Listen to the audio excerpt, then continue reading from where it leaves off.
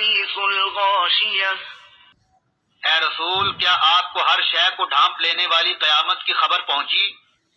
وجوه يومئذ خاشعة کتنے ہی چہرے اس دن ذلیل و خوار ہوں گے۔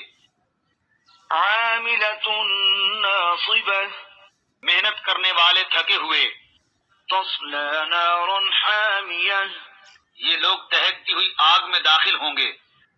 تسقى من عين آنية ان کو کھولتے ہوئے چشمے سے پانی پلایا جائے گا۔ ليس لهم طعام إلا من ضريع ان کا کھانا سوائے خاردار جھاڑی کے کچھ نہ ہوگا۔ لا يسمن ولا يغني من جوع جو نہ بدن کو موٹا کرے گا اور نہ بھوک کو رفع کرے گا۔